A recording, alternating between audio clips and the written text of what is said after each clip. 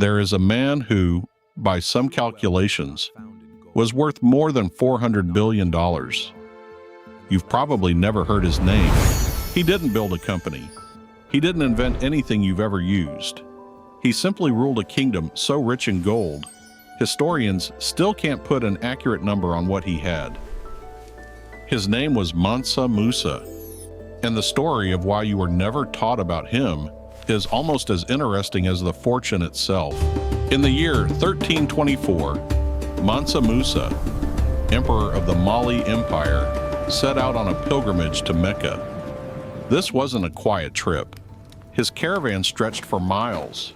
Tens of thousands of soldiers and attendants, 500 heralds, each carrying a staff of solid gold, and camels, hundreds of them, loaded with so much gold dust that when he passed through Cairo, he didn't just spend money, he broke the economy.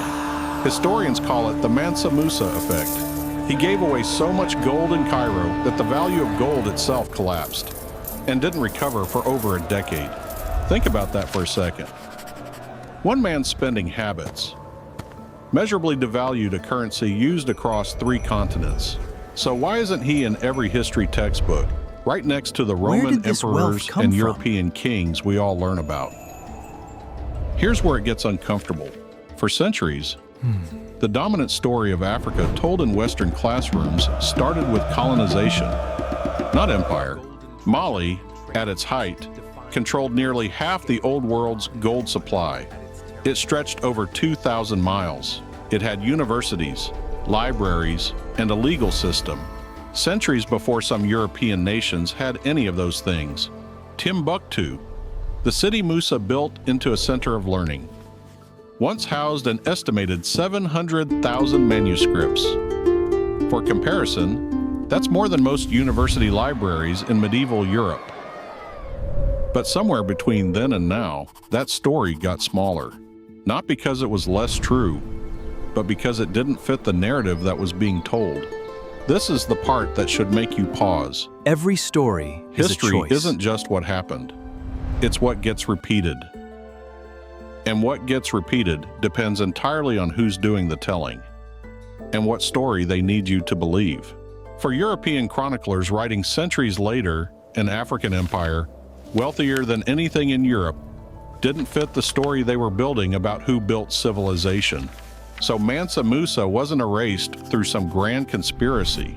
He was just quietly left out, edited by omission, generation after generation, until the silence became the default. Here's the twist that makes this more than just a forgotten fact. The wealthiest individual in recorded human history isn't a mystery. He's just inconvenient to the story most of us were taught. And once you know that, you start to wonder what else got quietly left out. Not because historians lied, but because someone, a long time ago, decided which stories were worth repeating. So here's the question worth sitting with. If the richest man who ever lived can disappear from the story, what does that tell you about everyone else who didn't make the cut? Drop in the comments. What's one piece of history you only found out about as an adult and never understood why you weren't taught it in school?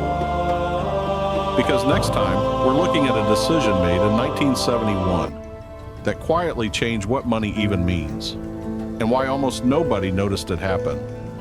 I'll see you there.